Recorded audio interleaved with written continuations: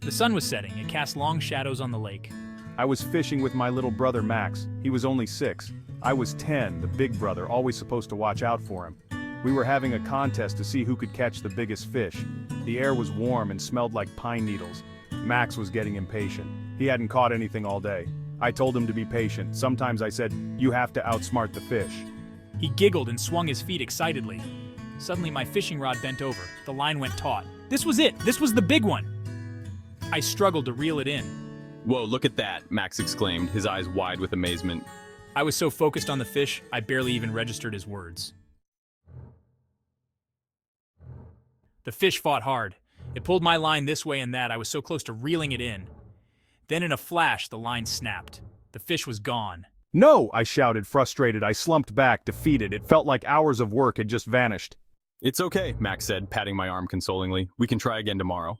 His words snapped me out of my disappointment. I looked around for him. Wait, where was he? "Max?" I called out, my voice echoing across the still water. No response. My heart started to pound. A knot of fear tightened in my stomach. This wasn't like Max. He never wandered off. "Max, this isn't funny!" I shouted, my voice trembling now. The sun was almost gone. Shadows stretched long and eerie across the campsite. I ran to our tent. Empty. He wasn't there. I searched the nearby woods, my heart pounding in my chest. "Max! Max!" I called until my voice was hoarse. The forest was silent except for the rustling of leaves. Fear clawed at me. It was getting darker. The forest seemed to press in on me. Every shadow looked like a monster. Every rustle of leaves sounded like footsteps. Where could he be? What if something happened to him? I couldn't lose Max. He was my little brother. I ran deeper into the woods, following a barely there path. Thorns tore at my clothes, branches whipped my face, but I didn't care. I had to find Max. The woods were dark now. The only light came from the sliver of moon hanging in the sky. Strange shapes seemed to move in the shadows. Each one made me jump. I called Max's name until I was hoarse. My voice echoed through the trees, but there was no answer. Only the sound of my own fear. Then I saw it. A light. A small, flickering light, like a candle in a window. Hope surged through me. Maybe someone was out there. Maybe they had seen Max. The light led me to a clearing, and in the middle of the clearing stood a cabin. It was small and run down. The wood was dark and weathered. The windows were boarded up, except for one, the one with the light. I hesitated. What if whoever was inside was dangerous? But what choice did I have? It was my only hope of finding Max. I crept closer, my heart pounding. I could hear the sound of someone moving around inside. Taking a deep breath, I knocked on the door. The sound echoed in the silence. Then, silence. I held my breath, listening. After what felt like an eternity, I heard slow, shuffling footsteps approaching the door. The door creaked open. A cloud of dust billowed out. Standing in the doorway was an old man. He was tall and thin, stooped with age. His face was a roadmap of wrinkles. His eyes, though, were sharp and clear. They seemed to look right through me. "What do you want, boy?" "I'm lost, and I can't find my little brother." The old man stared at me for a moment. His gaze was unnerving. I couldn't tell if he was going to help me or slam the door in my face. "Lost, are you? Well, come in, come in. We wouldn't want you wandering around in the dark, would we?" Section 7. A Glimmer of Hope, the Rescue Attempt. I followed the old man into the cabin. It was dark and dusty inside. Cobwebs hung from the ceiling. The only light came from a single flickering candle on a rickety table.